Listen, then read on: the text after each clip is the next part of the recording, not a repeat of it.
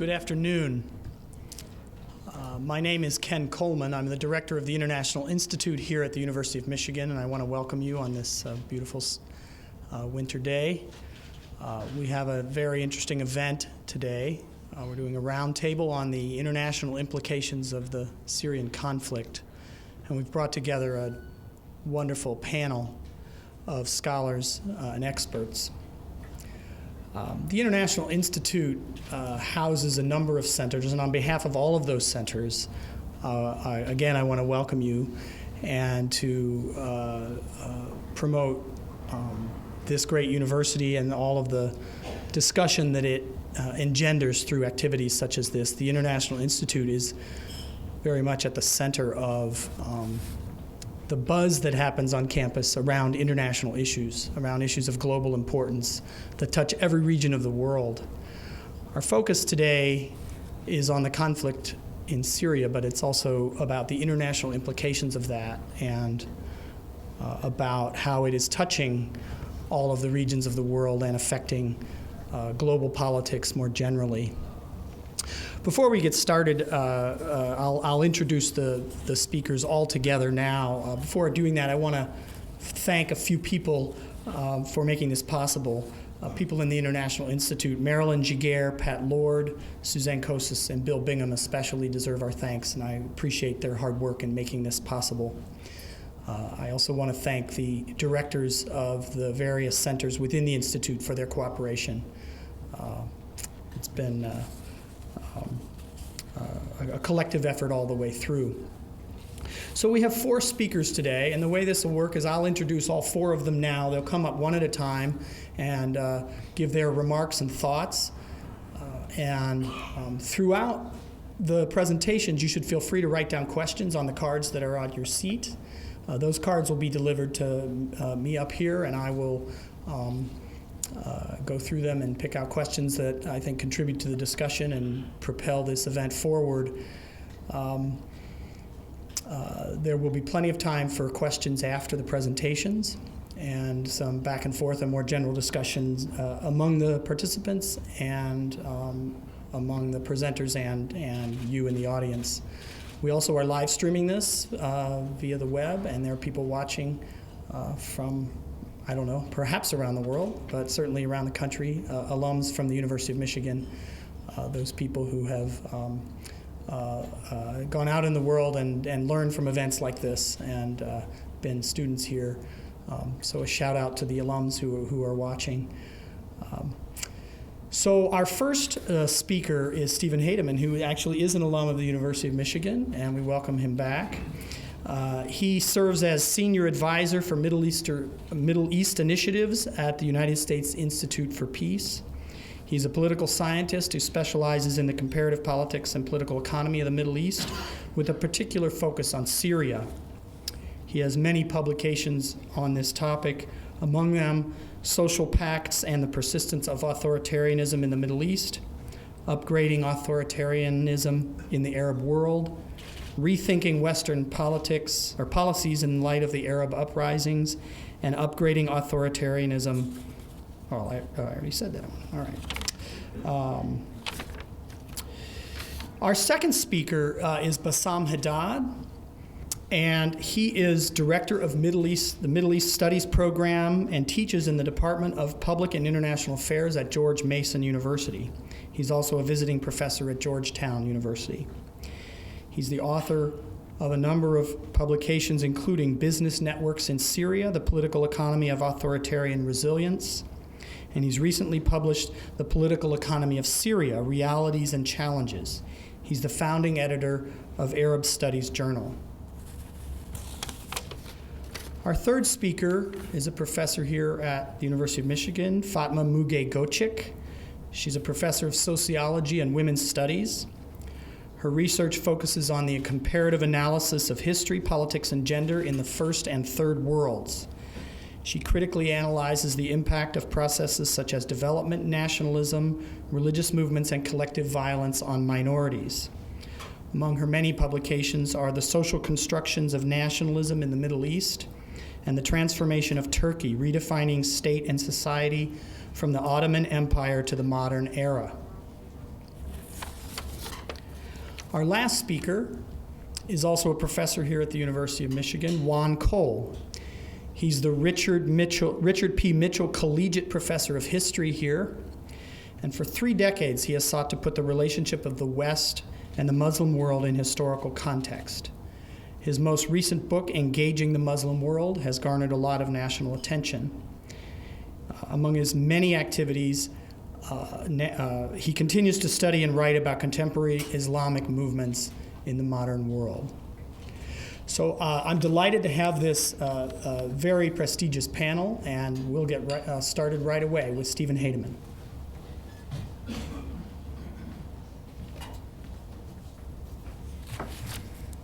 Ken, thank you very much for that generous introduction. As you noted, I'm a graduate of the University of Michigan from many more years ago than I like to remember, but it's always very nice to come back, and it's nice to have this opportunity to participate in this event with a number of good colleagues and good friends.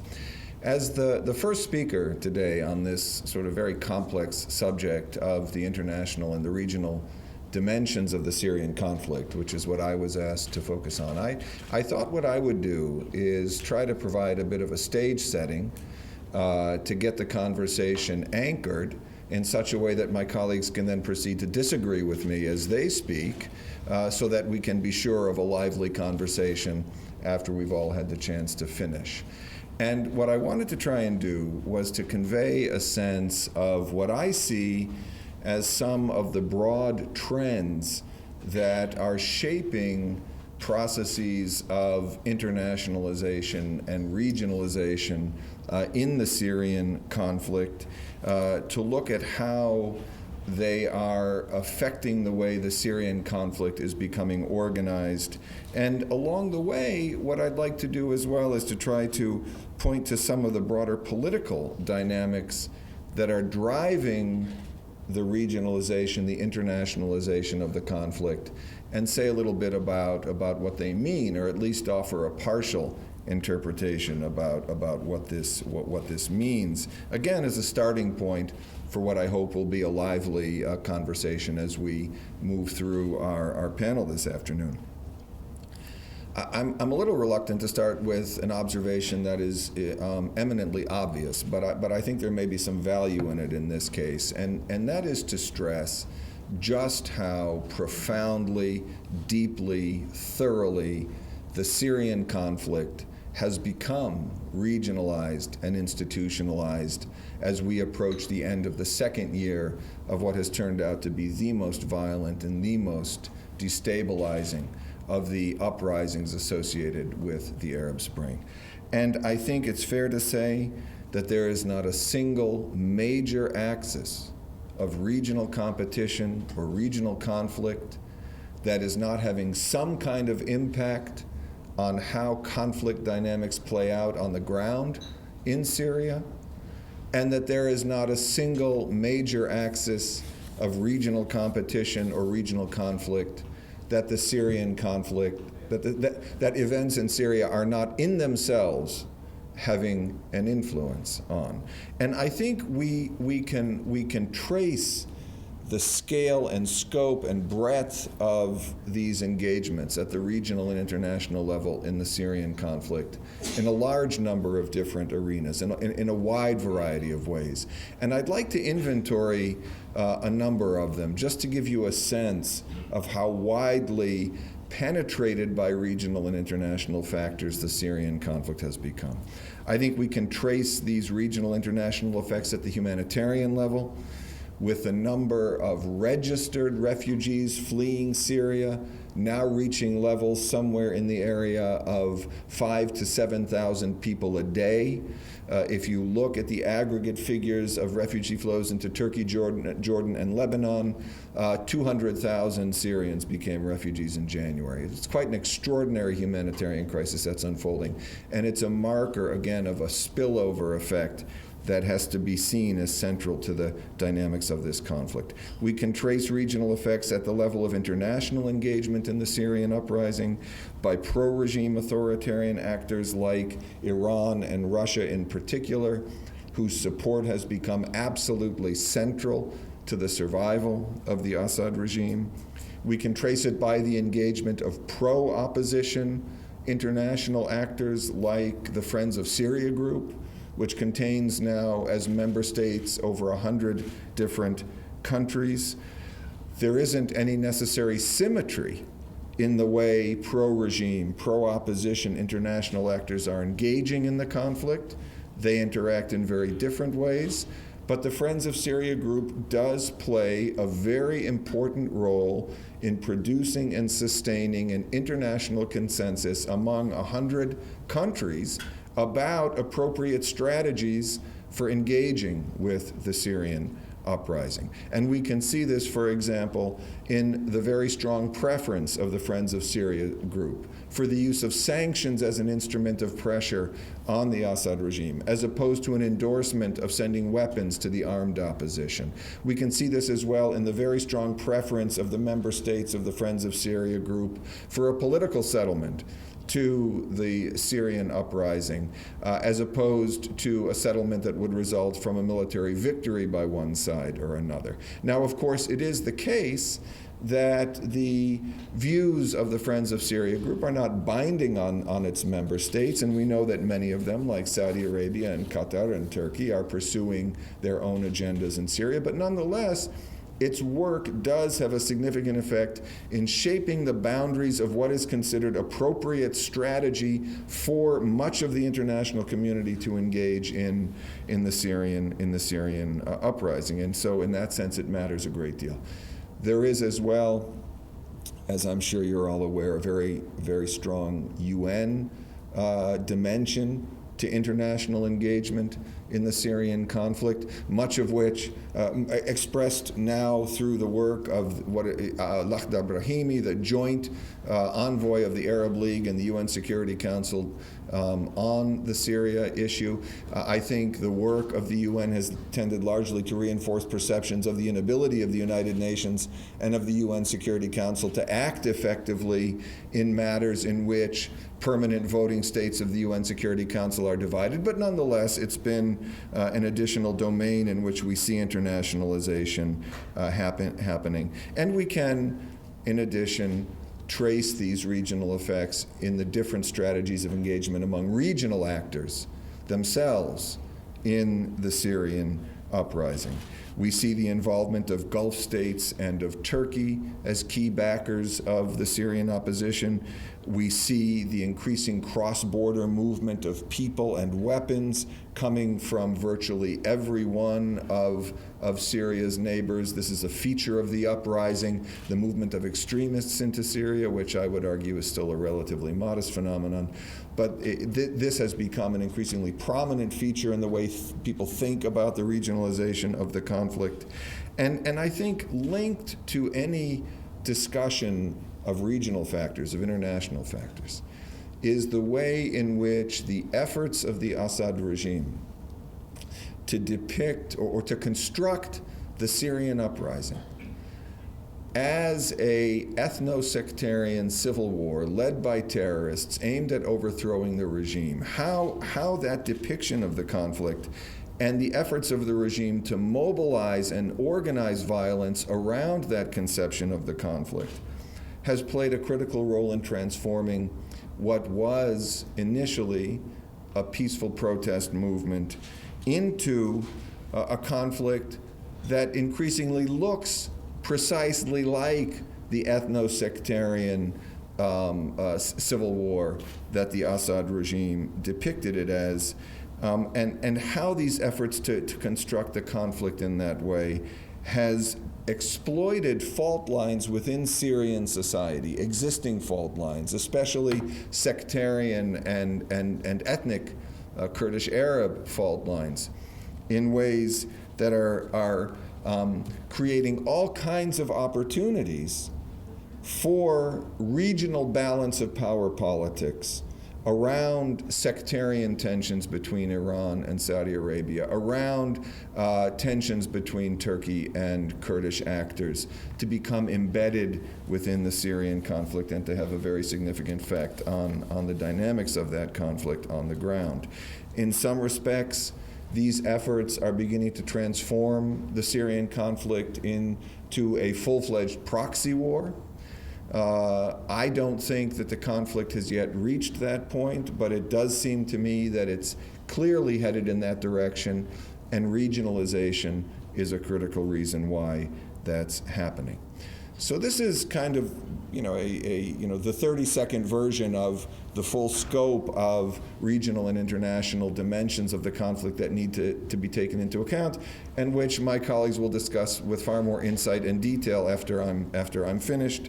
But having that inventory as a starting point gets us to the somewhat more interesting question of what does it mean? What kind of conclusions can we draw from these patterns of regional and international intervention? What do they tell us about where the Syrian uprising is headed? Well, one of the main concerns that we often hear in discussions about the regionalization of the conflict, at least this has become an increasingly prominent way of talking about it in the last couple of months, is that Syria is going to become a version of Lebanon. That Syria is going to experience a trajectory similar to that experienced by Lebanon during its long, drawn-out civil war in the period from 1975, yes, thank you, to 1990. There's a concern in particular that regionalization is going to extend the duration of the conflict, that it will lead to sectarian fragmentation of the country, that Syria will become, in effect, an even more violent, even more dangerous, even more destabilizing version of a Lebanon, and that it might, in fact, even draw Lebanon itself back into conflict as a result of spillover effects from Lebanon into Syria. Is that a reasonable assessment of where the Syrian conflict is headed? Well, there is some evidence, I'm afraid, to support the view that external intervention in civil wars can have exactly these kinds of consequences. And if we're thinking about Syria, we have to take this evidence into account, I think. For example, if you look at the data on all civil wars that have occurred globally since the end of World War II, the average duration of a civil war is 4.5 years. Now, this is disturbing enough considering that the Syrian conflict is entering the start of its third year. It suggests that it may have considerably longer to play out. However, when you begin to take into effect or take into account the impact of external influences, external involvement in civil wars on the duration of conflicts, the picture becomes even more troubling, even more disturbing. Where external actors intervene on both sides of a civil conflict, the overall impact is to double the average length of a conflict to about 9 years. Where international actors, external actors, involve themselves on only one side of a civil conflict, the effect is to extend the length of that conflict by 150%. To almost 11 years or more, which gets us right into the territory, basically, of the Lebanese civil war. Now, we clearly have intervention on one side of the conflict, the engagement of Iran and Russia as very active supporters of the Assad regime, providing troops, providing weapons, providing logistical support, providing training, providing money. We clearly are in that category of external support for one side. There has been support for the opposition from external actors, but as I said, it's not symmetrical. It isn't at nearly the same scale, but it is happening. It's there. So however we parse out the role of external actors in the Syrian conflict, their presence in the conflict, I think, seems to be moving Syria and the prospects for a quick resolution of the conflict onto a very troubling and perhaps not so tractable path. What also needs to be taken into account, though, in assessing the impact of regional factors and international factors, and this is specifically in regard to the Lebanon comparison, is that the kinds of external intervention that shape the Lebanese conflict are no longer truly defining modes of international and external engagement in what's happening in Syria. The region has changed a great deal in the period since the end of the Lebanese civil war, and it's changed in ways that I think actually reinforce the challenges that we face in finding a way out of the Syrian conflict. For example, Turkey has emerged as a leading regional power since 1990, the Taif Accords, when Lebanon basically ended its conflict. It has a very clear agenda of its own in Syria.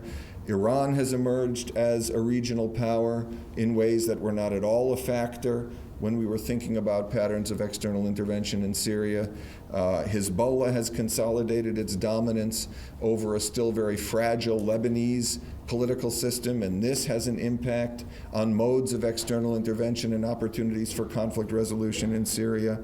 Iraq's government is very quietly, maybe not so quietly, aligned with Iran, but its domestic politics are so fragmented along ethnic and sectarian lines that I think Iraq's political factions are both more vulnerable to, in terms of their own dynamics, but also more likely to engage in intervention in Syria and the Syrian conflict. And in addition, the weight of diplomatic influence in the Arab world has changed enormously in the period since the Lebanon example was relevant. And diplomatic influence has shifted away from the secular Arab regimes like Egypt, which had their own views about conflict resolution, to the more conservative, sectarian, oil-exporting monarchies of the Gulf, who, when they engage, do so in very different ways than the patterns we saw in previous years. And I think all of these trends suggest that the more the Syrian conflict becomes the point at which these regional factors intersect, the longer and more destructive the Syrian conflict is likely to be. Now, there's one more dimension, and I'll close with this: the international level, what's happening at the international level, and how that bears on conflict dynamics in Syria. And here, too, we've seen some significant shifts that are affecting patterns of external intervention. We've seen the emergence over the last decade of transnational authoritarian networks that the Assad regime has exploited and benefited from in its effort to insulate itself from some of the effects of Western diplomacy, Western sanctions. On the other hand, U.S. engagement in the region, as we are no longer present in Iraq, as we are finalizing our commitments in Afghanistan, are diminishing. The U.S. is playing an extraordinarily modest role relative to what we might have anticipated a decade ago or more, and I see no indication that this is going to change anytime soon. So what I think we're left with, if you sum up all of these various elements that I've tried to present to you this afternoon, vast penetration of the Syrian conflict by regional and external actors, enormous levels of regional spillover from the conflict into the region, a set of conditions framing modes of intervention that seem perhaps less conducive to conflict resolution than might have been the case when diplomatic power was centered in the hands of governments that were less conservative, less sectarian, a very active, aggressive, assertive role on the part of Russians and Iranians in support of the regime, a far more timid, diffident role on the part of the United States in support of the Syrian opposition. I think where we end up when we put all of these factors together is a fairly grim assessment of the trajectory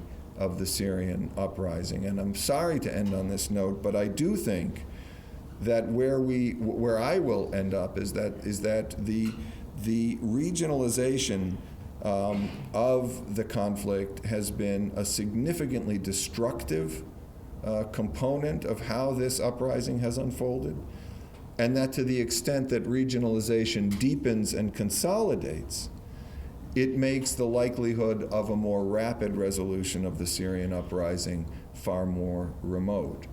And I'm afraid, as I'm sure you all understand, that those who are going to suffer as a result and bear the consequences of these trends are the Syrian people themselves. And I will stop there. Thank you.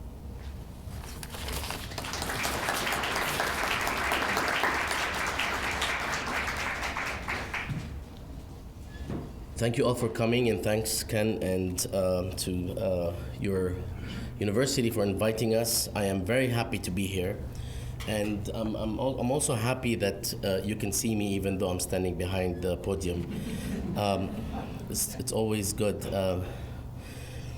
I would like to say a few words, and I really do hope that we have a discussion. I think at this point, after 2 years of repeating almost the same things about Syria with some variation, it is actually very productive to have a conversation.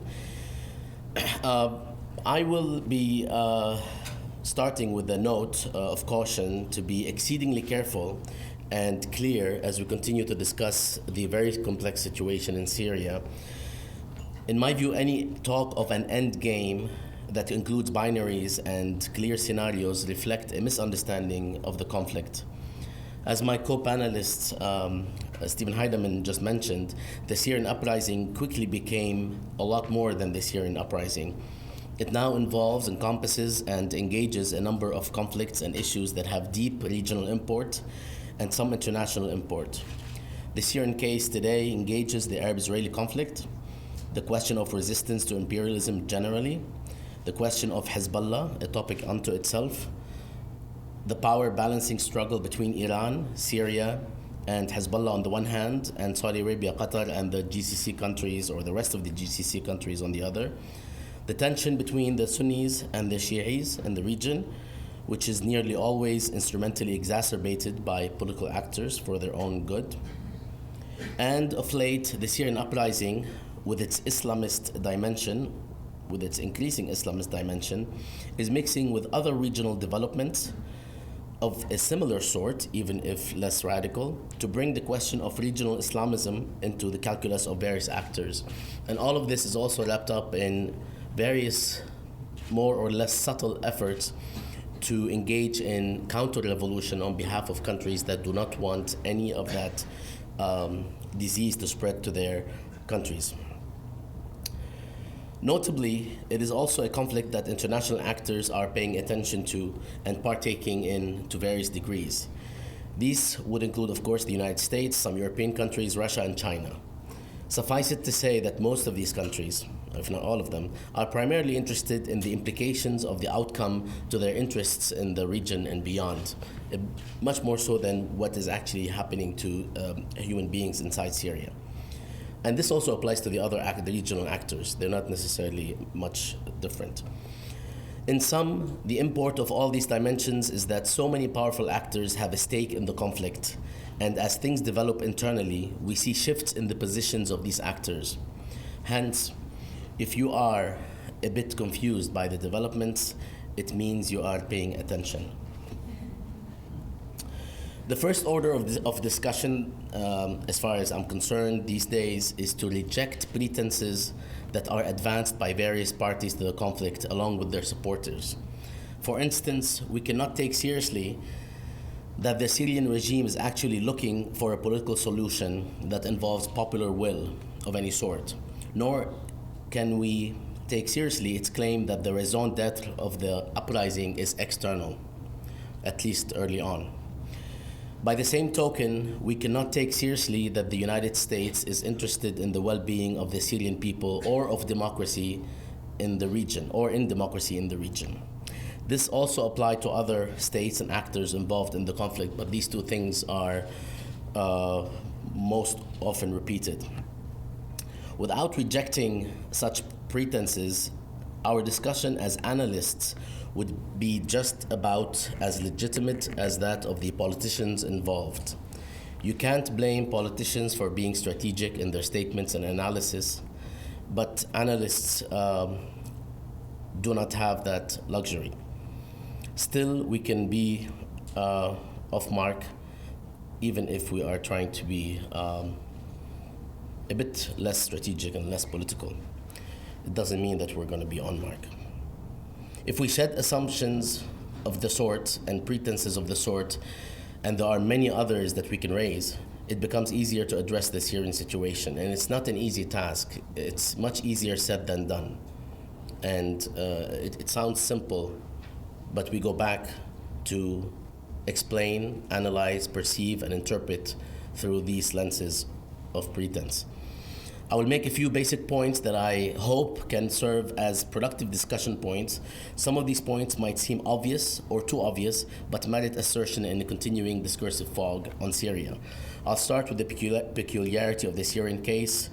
I'll talk about the general assessment somewhat quickly, and then talk about regime, opposition, and the regional dimensions in a more integrated way. First, one of the most significant facts about the Syrian case is that it is, of course, as I have been saying, not a local case. It is enmeshed in these contradictions in a very deep manner. And it is important to recognize that the impasse that we are witnessing in Syria and have been witnessing for some time is really so much a function of these issues rather than just a function of what is happening on the military terrain internally. General assessment, as there is no doubt that time is not on the regime's side. Contrary to what a lot of analysts would keep saying, time is not on the regime's side in actuality. Despite the slow advance of the opposition and some reversals of late, and despite the regime's overwhelming force, time is not on the regime's side. The opposition and the Syrian people, whatever the distribution of their allegiance, are not going away, but the regime as it stands today is going away. Its capacity and authority as a state to govern Syria has not only diminished but completely withered, and irreversibly so. The question is how, when, and under what conditions will the current state or status of the regime melt away. This does not mean that as a regime it is weak. In fact, the past month has seen an increase in its chances for survival for a bit longer, which leads me to my third point about the regime itself.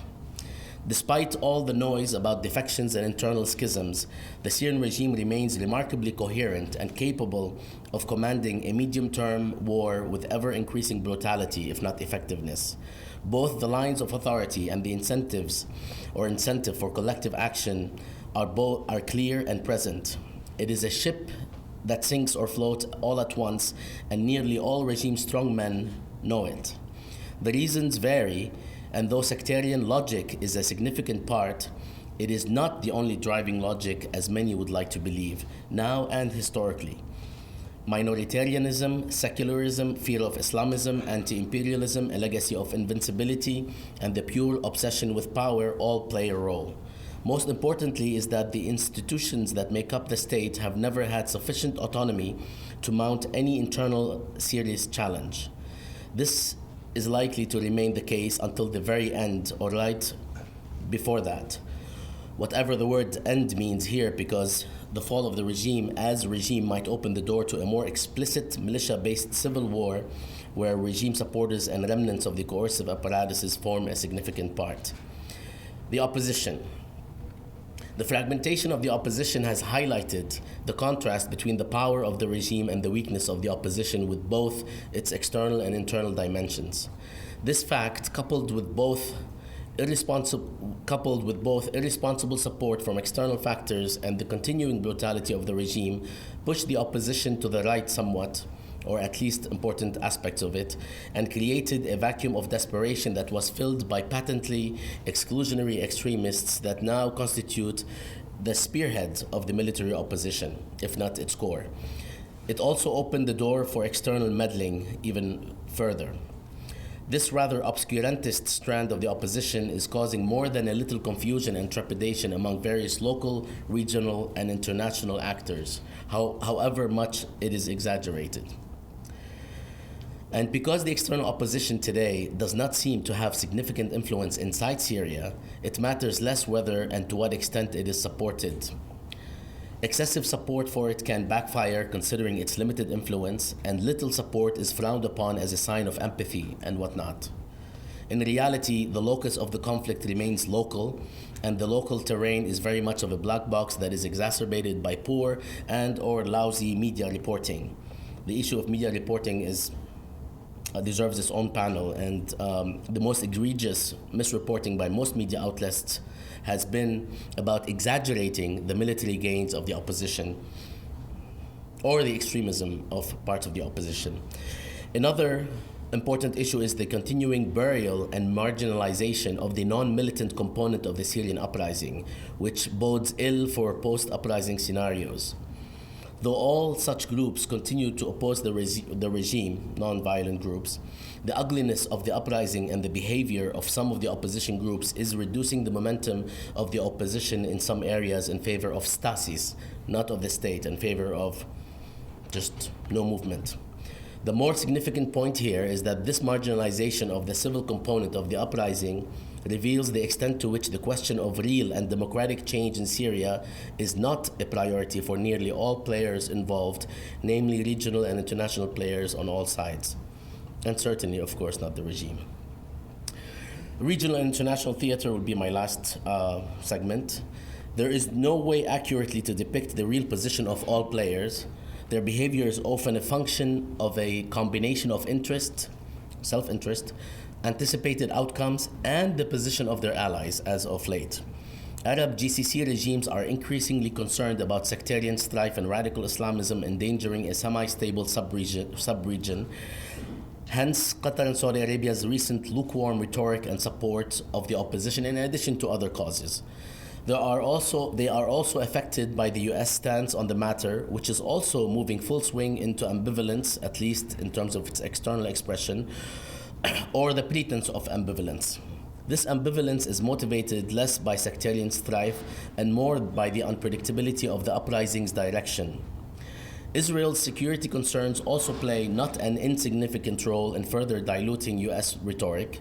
These concerns range from fear of chemical weapons falling into the wrong hands to the jitteriness regarding the growth of Jabhat al-Nusra type groups, and most structurally, a concern towards a weakened state-to-be that will not be able to protect Israel's northern border or police its citizens sufficiently to prevent the emergence of a Hezbollah-like resistance group in the medium to long run.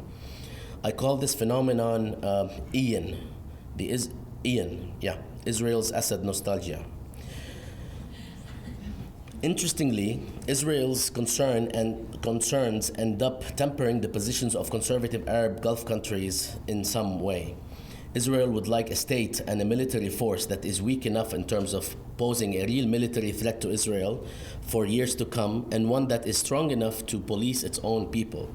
This means the zone of unpredictability is a real source of concern, and the Syrian situation has been firmly lodged in such a zone. And this concern goes way beyond Israel's concern. Iran, despite all its open and muted rhetorical warnings towards the Syrian regime, has so much to lose as the Syrian regime, if the Syrian regime is weakened, and as it is weakened. Its position is also the clearest, so I will not talk about that very much. Russia too might sound jittery in its support of the Assad regime here and there, but beneath that jitteriness lies a real interest either in keeping the regime afloat or ensuring a transition in which it has a say of sorts, in which Russia has a say of sorts in the future. The recent proclamations and critique of the Assad regime by Medvedev and other regional or Russian politicians could very well be born out of frustration with Syria's recalcitrance. While Russia will not tangibly change its position and support vis-a-vis Syria while Russia will not tangibly change its position and support vis-a-vis Syria because this will have tangible consequences, but it can change its rhetoric to propel Assad towards a political solution. I will conclude with just a few comments about the Syrian tragedy, which I think it is actually a human tragedy that as we are lost in the analysis and interpretation, we kind of forget what is happening. And this is not just about Syria. This is just about human suffering in the past few years or decades, where we see so much of it because it's so available. We get desensitized to these things. A tragedy of growing proportions by the week, as the states and the social fabric is being torn gradually. It is that kind of tragedy which will have consequences for many years to come if things don't rather end soon. We often lose ourselves in the analytical details while lives are constantly being lost. For all those with any consequential powers, the problem is becoming one where it is increasingly difficult to know in what direction to push in order to serve one's interest. One thing for sure, the interests of the majority of the Syrian people is not likely to be served by nearly all groups who wield power today inside and outside Syria. That's it. Thank you.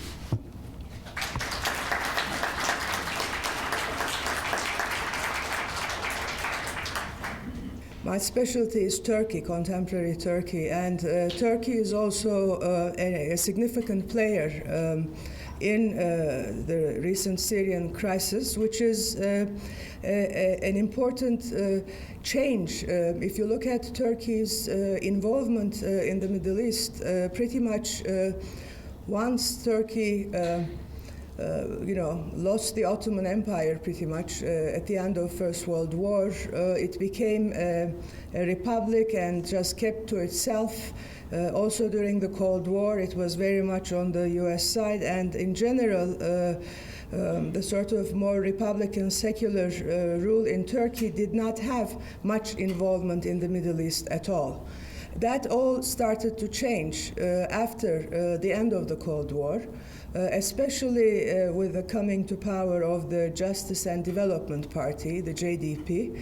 And it's important that since the 1990s, when religiously conservative parties started to more participate in Turkish political life, and especially after the election of JDP to power in 2002, and then re-election in 2008, Turkey has been much more active as a regional player than it has been previously.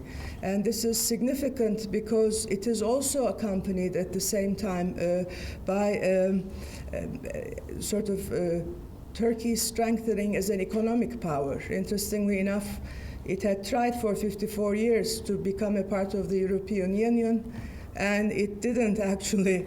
It's still trying to. It's still a candidate. Always there, but never actualizing.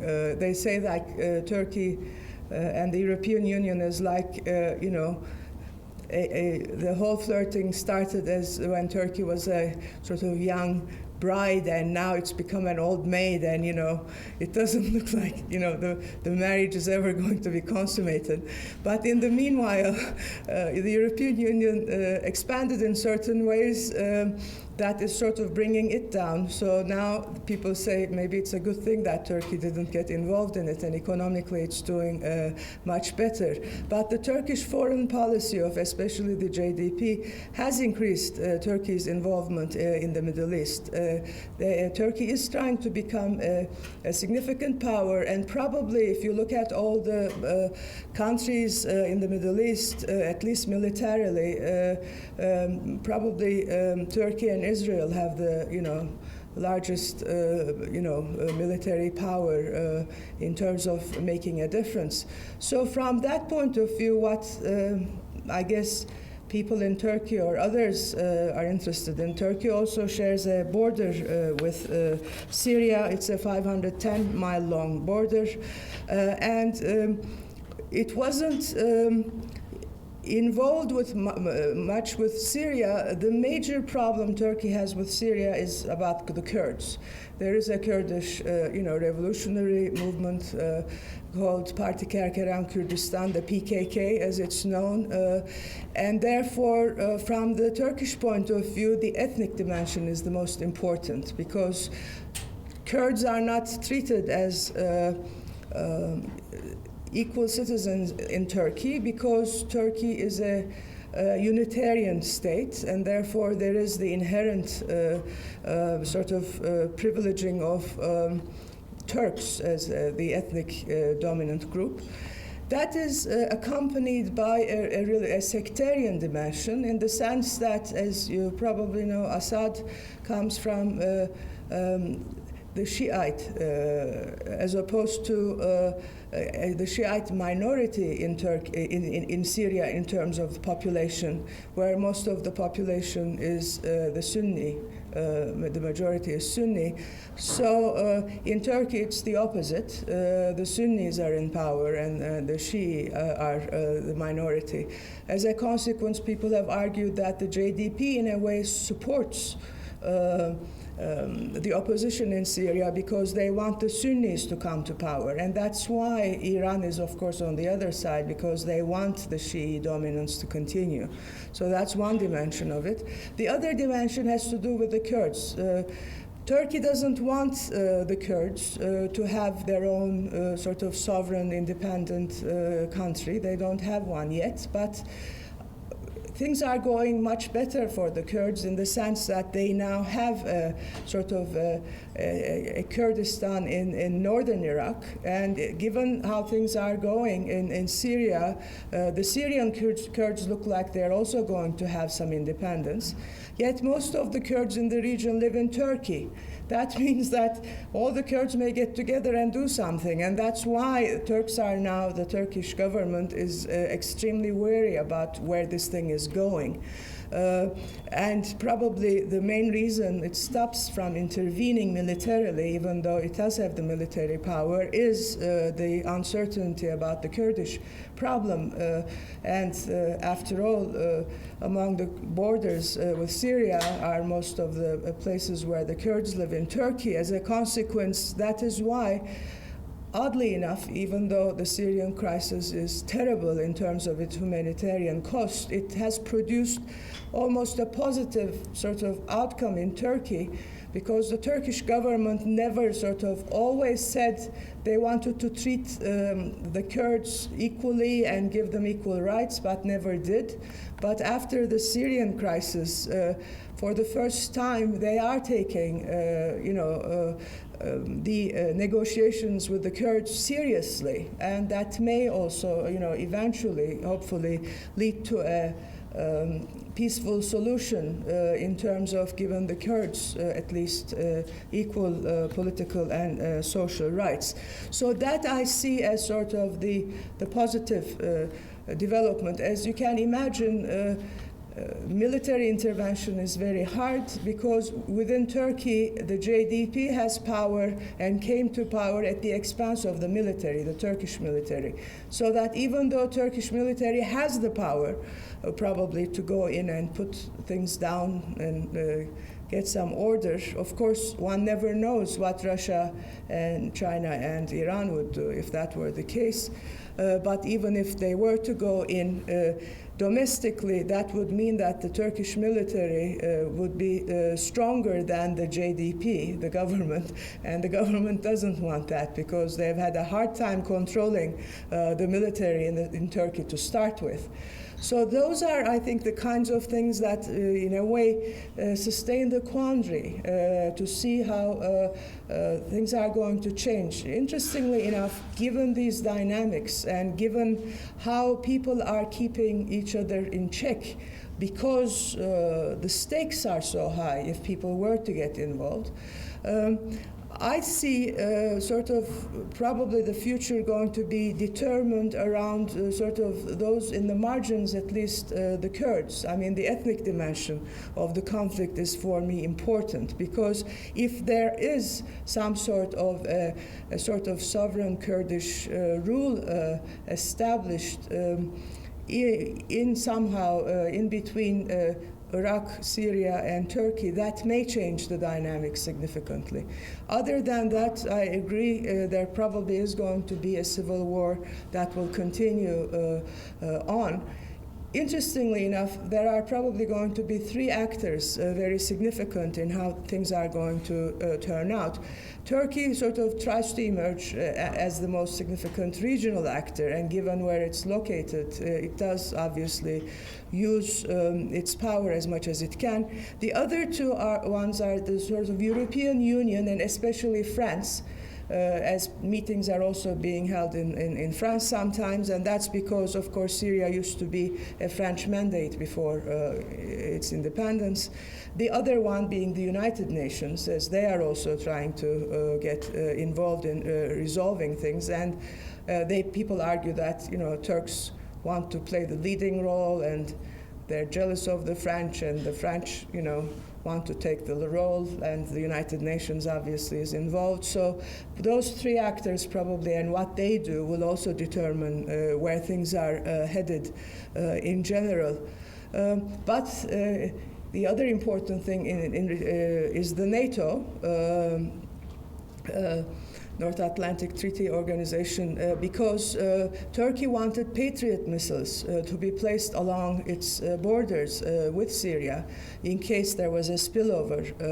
And that means that even though, of course, Russia protested, the possibility of having the missiles there makes the stakes go even higher, and probably in a certain way empowers Turkey more, even though the Turkish military does not oversee the missiles. It's seen by NATO powers. But nevertheless, that, I think, adds another element of danger to the whole situation.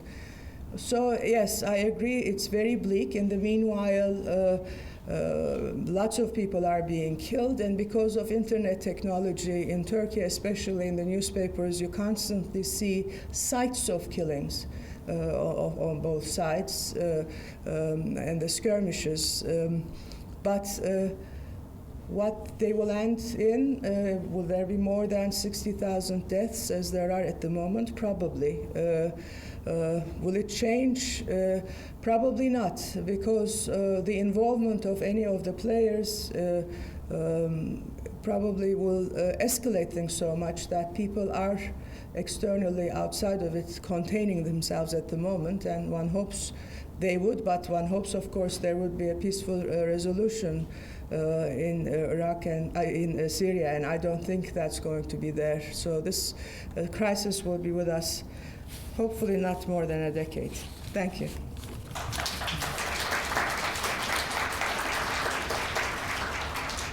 I thought I'd say some things about the geopolitics of the Syrian situation. It is a perfect storm. It is a disaster in being so finely balanced in the interests involved at every level. Within Syria itself, in a way, it's a struggle between privileged groups, many of them urban, tied to business networks, in turn deeply imbricated in the state, and those left out of that nexus of wealth and power, largely more rural areas, smaller cities in the center, and there is a sectarian overtone to some of this in the sense that the elites have tended to be disproportionately, not by any means entirely, but disproportionately drawn from ethnic minorities, whether religious or linguistic, and the left out have been this members of the Sunni majority, although there are also lots of Sunnis with the regime. So the country is divided in that way, and not in a terribly unequal way. That is to say, the political and economic and military power of the Alawites, Shiites, for instance, outweighs to some extent their minority position in the country. They're much more powerful in many ways than the majority Sunnis. At the international level, it seems to me that the difficulties of the Syria situation have to do in some part with the way in which the United States and NATO mishandled the fall of the Soviet Union. The United States was aggressive. It felt that the Soviet Union had been a threat to Western interests, and that there was no guarantee that Russia would not reemerge as a great power to continue to threaten Western interests. And all along the way, there's been a profound paranoia on both sides, the Western and the Russian, in the sense that we now know the Soviet Union was half as large economically as it had been thought to be, that its military capabilities were not nearly as great as had been estimated, and so forth. And once the Soviet Union collapsed, the Russian Federation that emerged from the ashes is in many ways a very weak state.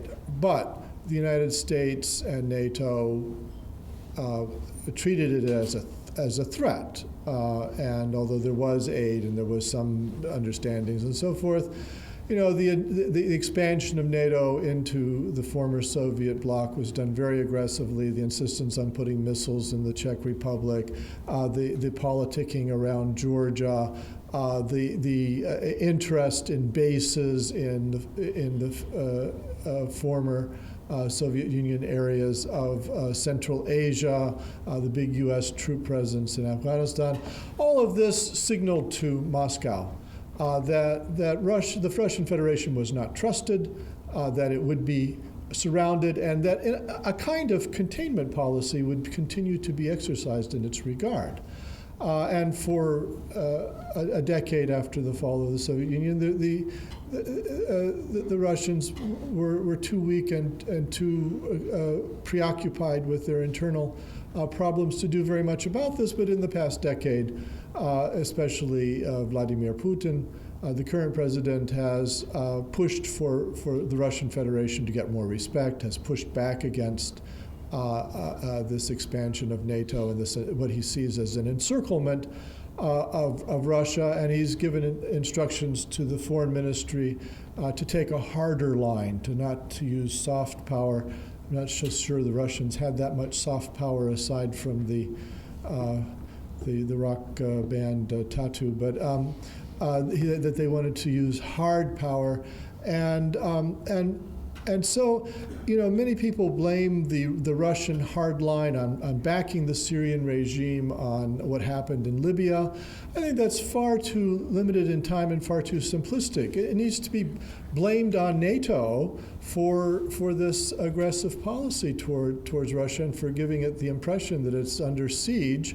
And so Putin is trying to pick back up some of the former Soviet client states and make them Russian client states.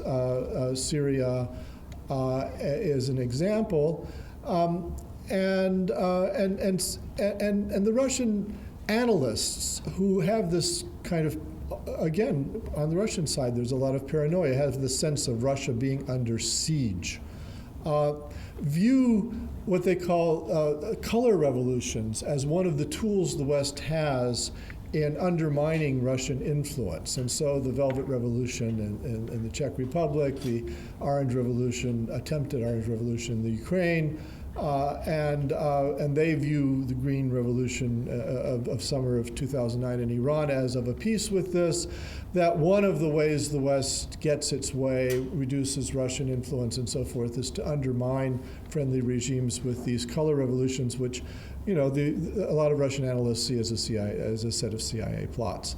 And then the other way that the West has encircled and besieged Russia is to invade and occupy former Russian spheres of influence like Iraq. And so military intervention and the fomenting of color revolutions are these two tools that aid the NATO and the West in encircling Russia. And so from the point of view of these hawks in the Kremlin, Syria is besieged by exactly these kinds of processes, that this is a gotten up color revolution in Syria, that there's these threats of potential military intervention. There are actually weapons going in from American allies like Qatar and Saudi Arabia. And the result of an overthrow of the Ba'ath regime from a Russian point of view would be, again, to further isolate Russia, further encircle it by NATO-friendly regimes and so forth. And of course, as you can tell, as I'm telling this story, I find it bewildering. I think, there's not that the Russians have nothing to worry about, but I really don't, they talk about NATO having an eye on their natural gas resources, and that even, the Russian Federation itself could be open to these processes of military intervention and color revolutions and so forth. But the idea that the Russians need to make a stand in Syria to protect themselves against an aggressive NATO, it just seems to me way overdone. If you look at the borders of Russia, their borders are countries like Mongolia and Finland. I really don't think they have a lot to worry about from that quarter, but it's kind of the second level of neighbors that they seem to be focusing on. So because of the Russians making this stand, and of course Iran has its own reasons for joining the Russians and making this stand in favor of supporting the regime. And because the United States, under the Obama administration, had its hands burned in Iraq and does not want to get involved in another military quagmire in the Arab world, there's a very weak pushback against the Russian and Iranian hard line in favor of the regime. It seems clear to me that the regime is gradually losing. If you just plotted out what it controls of the country per month for the last 18 months, it would be less and less and less. And now it's gotten to the point in the last 2 months that the rebels are actually attacking and taking regime military bases. Well, I don't do the Greek letters and the fancy math and so forth, but just as a matter of common sense, if a regime's military bases are falling to ragtag rebel forces, this is not a good sign. But it's just slow and excruciating, and it is this international balance of power, as Steve Heidemann said, and Bassam Haddad adverted to, that just makes this struggle intractable. And in some ways, it's very much like Algeria was in the 1990s, and for similar reasons. But in Algeria, the rebels ultimately didn't have that much outside backing. In Syria, they have some. And I think the outcome in Algeria, where the regime won, is of low likelihood in Syria. But I think that the fall of the regime is not imminent. And so we're in, as Muge Gucek said, for a great deal, many more than the 60,000 dead we've already seen. Thank you.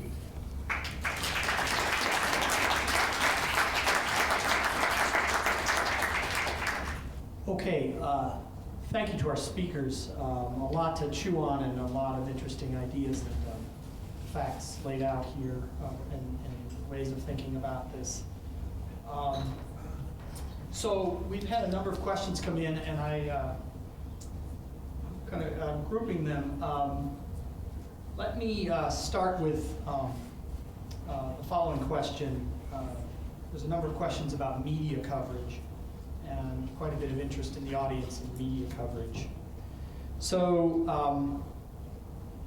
to start with a simple question, which media can be best counted on for accuracy of reporting of the situation in Syria so that an outsider can try to be an informed world citizen? There's a related question.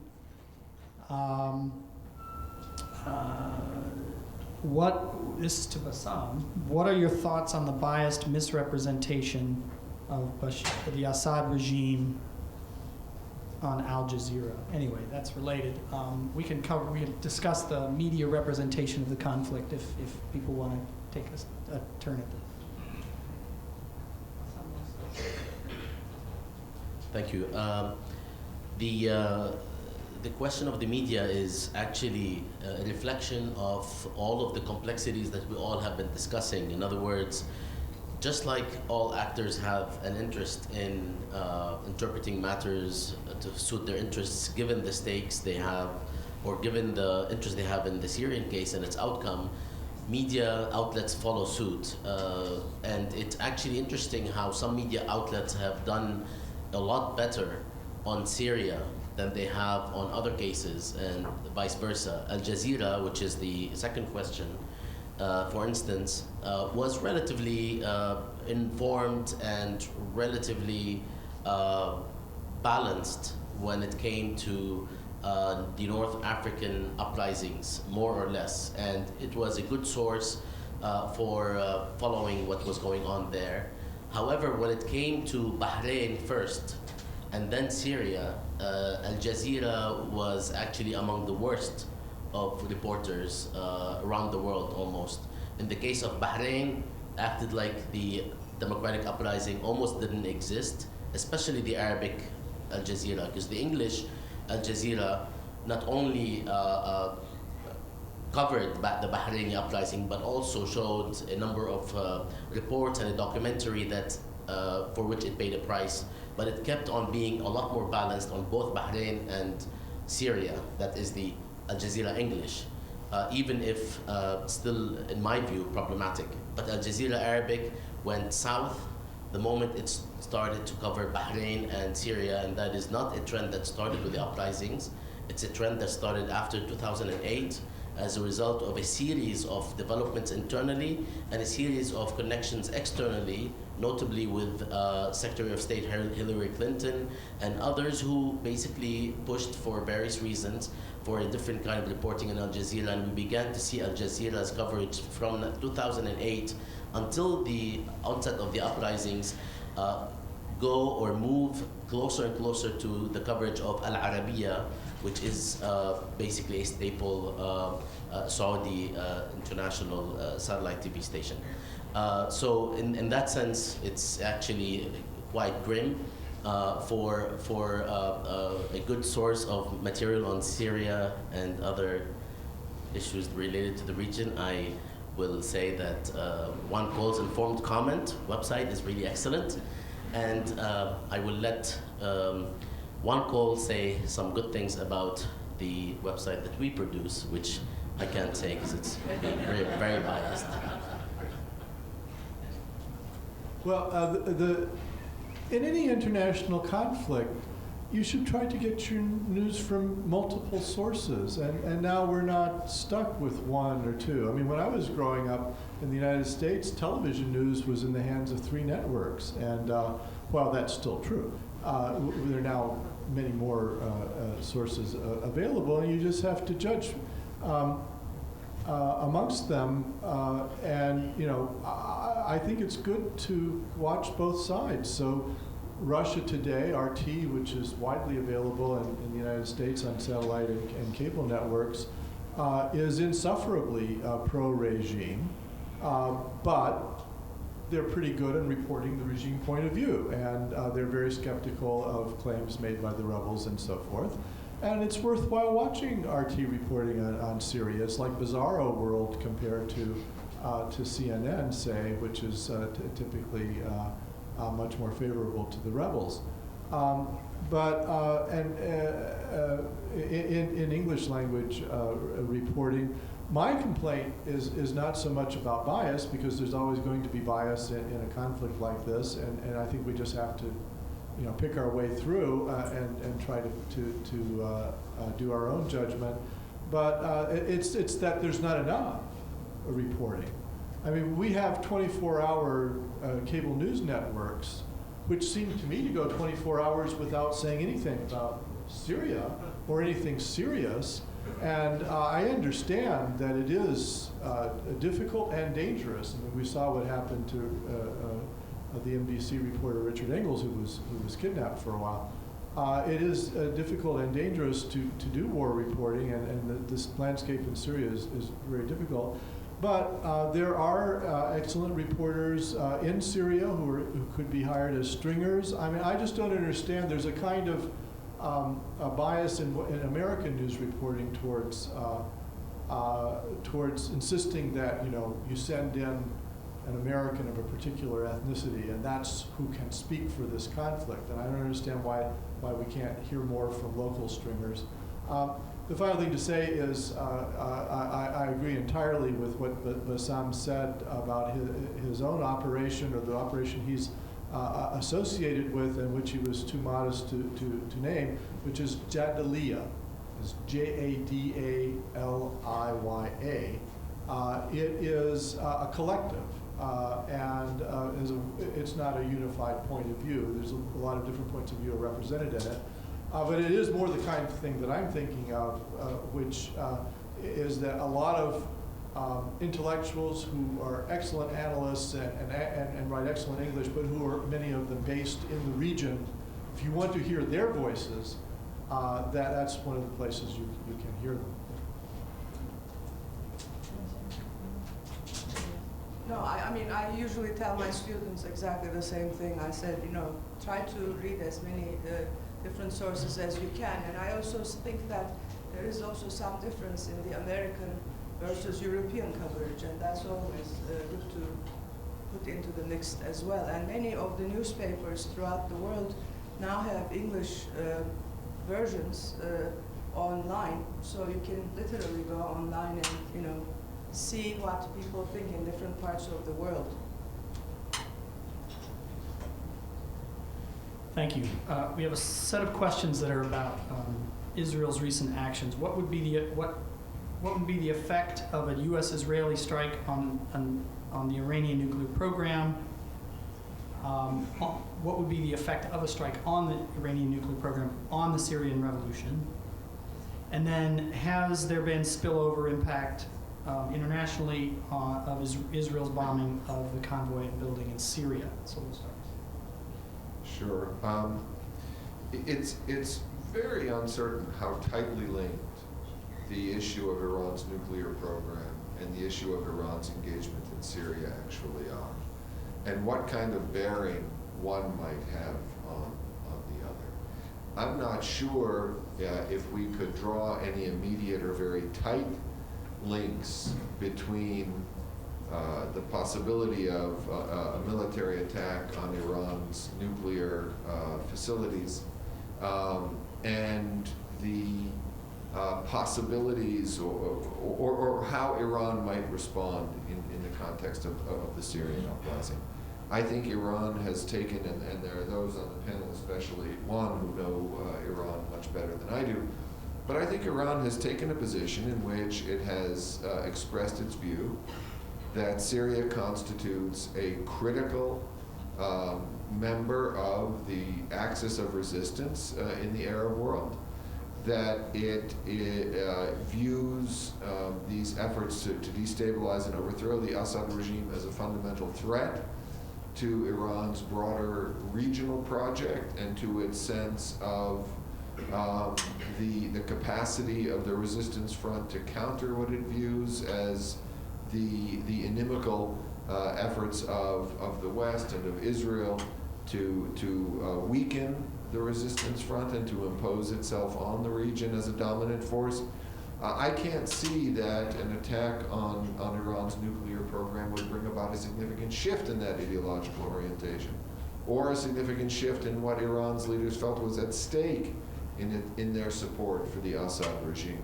So even though we often tend to see the two linked in analysis of the region and regional politics, I think there may be just as valid reasons for thinking that while an attack on nuclear facilities in Iran would certainly preoccupy and engage fully the attention of Iranian policymakers, that its impact on how they're engaged in Syria may be far more modest than we might anticipate, and whether in fact it encouraged Iran's leaders to deploy Hezbollah as an ally in initiating hostilities across the Lebanese-Israeli border as a mode of retaliation, or something of that kind, suggests that in fact the consequences could be to shift the emphasis of Iranian regional policy toward the Syrian-Lebanese arena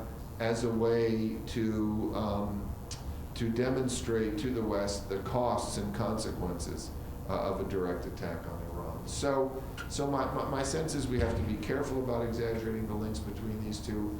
We have to be careful about assuming that an attack might lead to a reassessment of Iranian policy towards Syria, and we have to be cautious about the possibility that such an attack could actually exacerbate levels of tension and conflict in the triangle between Syria, Lebanon, and Israel.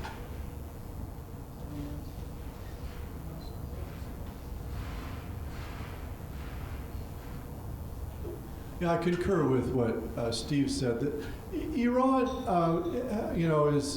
operates on a number of different levels, and one of the sources of prestige and both internal support and external alliance making that it's engaged in has been to attempt to insert itself into the Arab-Israeli conflict, and it's done so through clients like Hezbollah, the party militia in Lebanon. Iran was helped in this process by the fall of Saddam Hussein in Iraq. Iraq had been a Sunni Arab kind of bulwark against Iranian influence in the Arab world. But now there's, stretching from Iran into Iraq and Baghdad, and then up into Syria and Damascus, and then over to Lebanon. You have a series of countries with which Iran has friendly relations, and through which, frankly, it can send arms to Hezbollah. Were the Syrian regime to fall, and a regime come to power which was much less friendly to Iran, which had a different attitude towards Hezbollah, and of course Hezbollah has taken a strong stand against the revolution in Syria, there is some danger that Iran, from an Iranian point of view, that Iran could be cut off from the Levant, that it would simply have no way to resupply Hezbollah with rockets, and that it would lose its relevance to the Arab-Israeli conflict, confining it to a Central Asian role. And I think from an Iranian point of view, this would be a substantial geopolitical loss. And so I think this is one of the reasons that they're backing the regime so hard.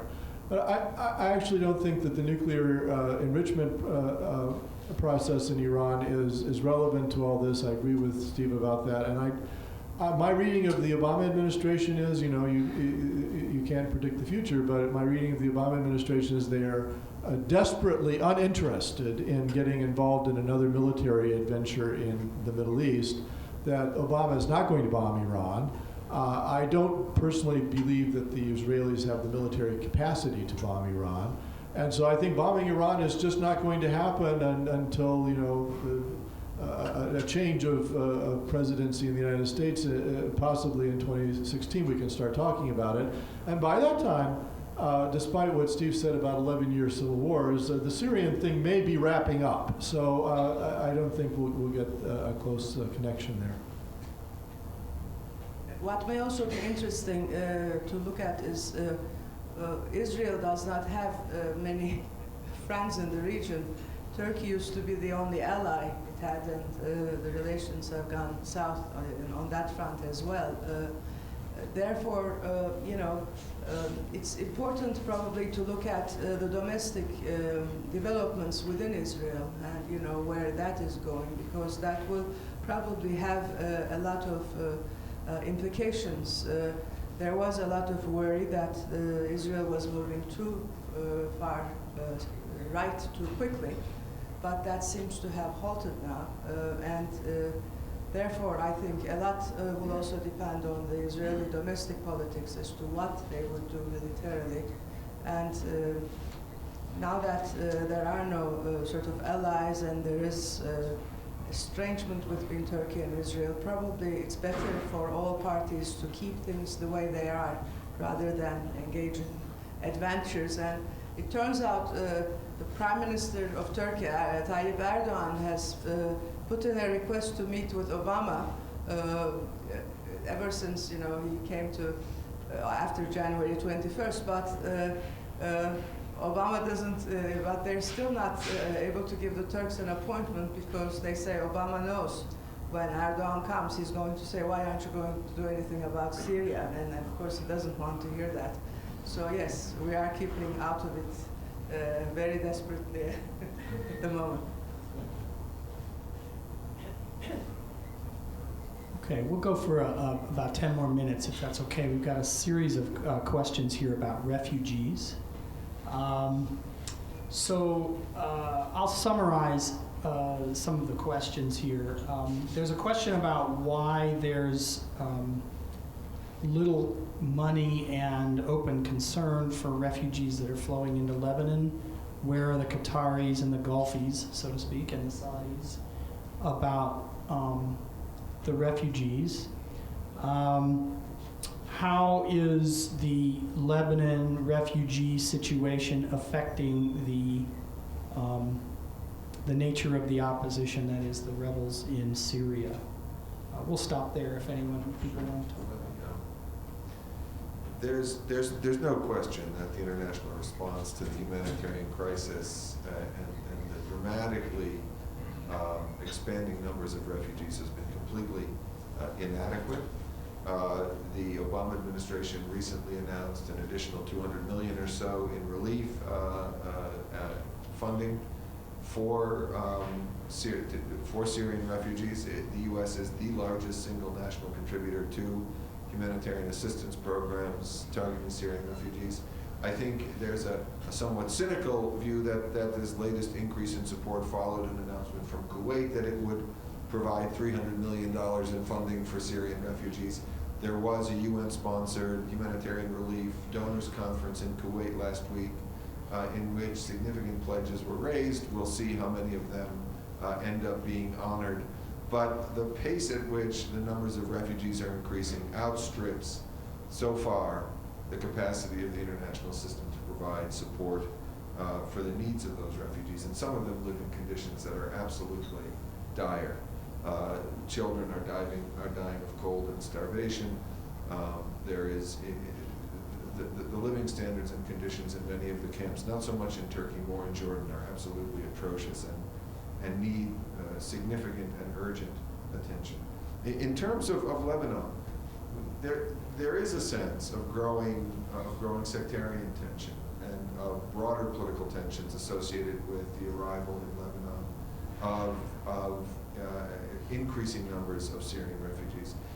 My own take, for what it's worth, is that it's surprising how the extent to which Lebanon has been able to absorb those refugees with relatively little increase in domestic sectarian tensions, or with relatively little increase in domestic violence, or in the kinds of issues that suggest that these refugees are proving as destabilizing as some might have feared. It is the case that I think the refugees in Lebanon have probably been relatively neglected compared to their counterpart communities in Turkey and Jordan. They have not yet been the target of as much direct humanitarian assistance as those other refugee communities. I don't have a good explanation for that. There is a very large UN presence in Lebanon. There is a UN special representative in Lebanon to deal with Lebanese issues, and you would think that that would provide a platform for engaging with the Syrian refugee problem more fully, but so far that hasn't happened.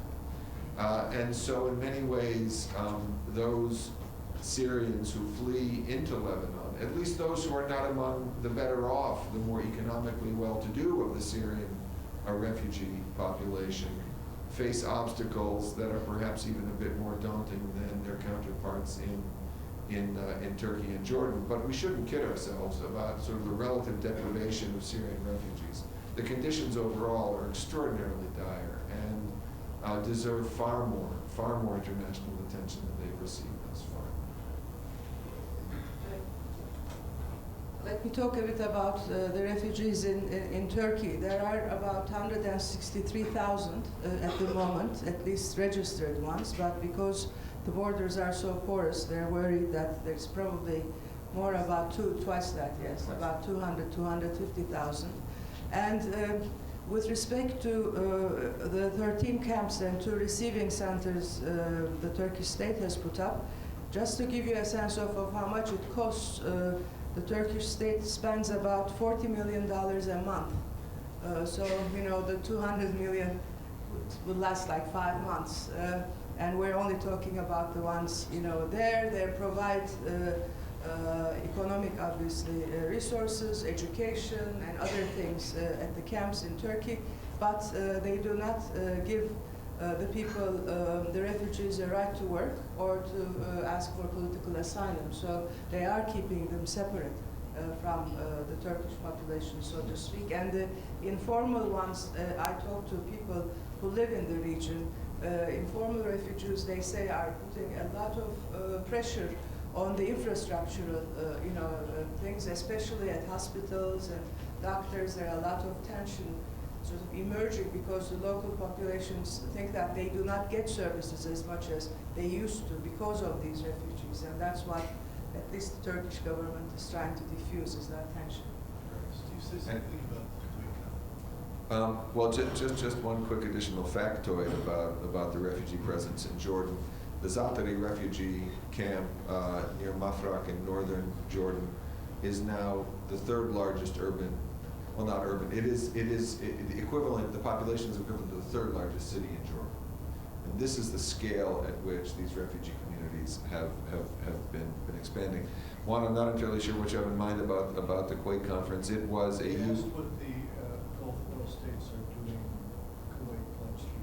Kuwait pledged $300 million. I'm not entirely sure what the pledges have been from other GCC states. I see you may know back there. I know a question. I don't know. Well, you have Amman, Irbid, and then the population of the Zaatari refugee camp, and it's just to underscore how large these populations are at the moment. I don't know many more details about that. This was a UN-sponsored meeting, and one of the consequences was that only representatives of member states of the UN were able to participate, and the effect was to exclude any representation from the Syrian opposition in the meeting in Kuwait. The UN did not want to invite representatives from the Assad regime, but at the same time felt it could not invite opposition representatives, and so there were no official Syrian representatives present in the conversation in Kuwait about humanitarian aid to Syria. Okay, this is the last question, and I'm hoping that each of our presenters will give an answer relatively brief. So the question is, what, if anything, can the United States do to encourage a peaceful resolution of the crisis in Syria? There's a theory in sort of the field of conflict resolution that political settlements emerge out of conditions in which a mutually harmful stalemate has been created, in which all parties have reached the point at which they feel that negotiations represent the best path forward for maximizing whatever interests they care most about. We have not yet reached that point in the Syrian conflict. And it's very much the case that the Assad regime has not yet drawn the conclusion that it faces absolute defeat and that its best course of action is to pursue a political settlement. And so the question arises of how do we create conditions in which the Assad regime is led to understand that a political negotiation around a transition of power that will remove Assad himself from Syria's political life and achieve, put Syria on a trajectory towards some form of future democratic government is in fact the best course of action. I happen to believe that those conditions will be facilitated by escalating the level of pressure on the regime until it perceives that its security has been fundamentally compromised and that it has no meaningful basis to believe that there is a military settlement that it can impose on the opposition. The way we do that, I think, is by expanding our support to the armed opposition. That is a dramatically unpopular conclusion among many in Washington, but I think unless we create conditions on the battlefield which would include enhancing the ability of the armed opposition to seize and hold one of the major urban centers in the coastal zone of Syria, most likely Homs, more than Damascus, which I think is defensible in ways that would make it a very poor target for the opposition. Unless we reach that point, I'm not sure that we will find the Assad regime prepared to enter a serious process of negotiations about a political transition. I think the assumption of the question is untenable, so that it's difficult to answer. I don't think the U.S. is looking for a peaceful solution, quote unquote, in Syria. Just like it's not looking for a certain kind of positive solution in the Israel-Palestine question that is positive to the other parties or some of the other parties, not just itself.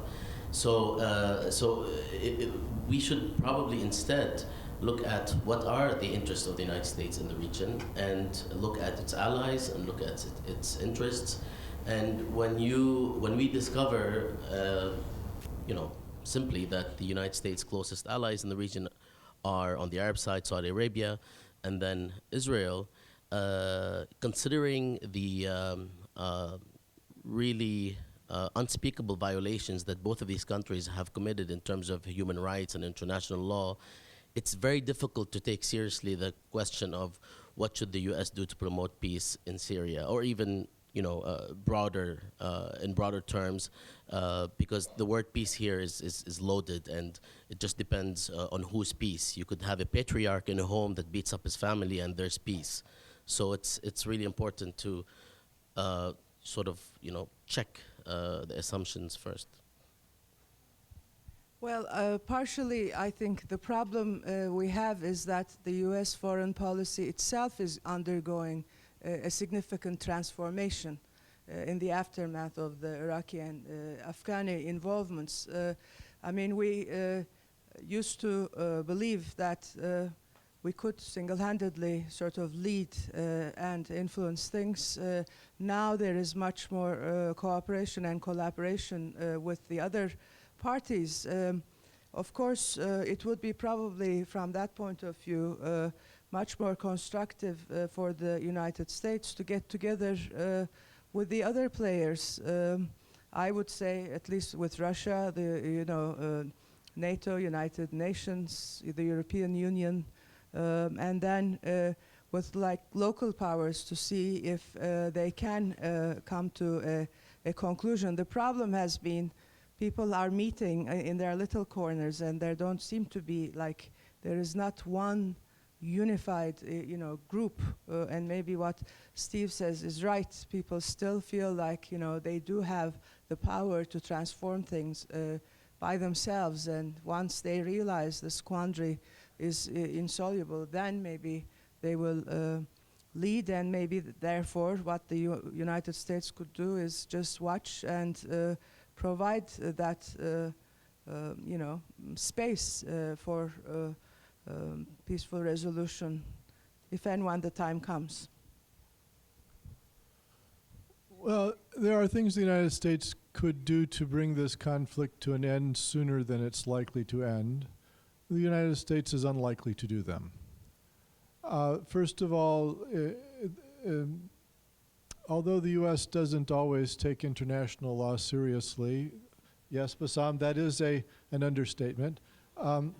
Nevertheless, there is no United Nations Security Council resolution authorizing the use of force in Syria because Russia and China have blocked any such resolution. And so the situation is diametrically opposite to that in Libya, or say in the Gulf War and so forth. So the NATO allies of the US, France, I've talked to French diplomats, don't want to get involved in military force. And again, it's unlike what happened in Mali, where the UN authorized intervention by ECOWAS.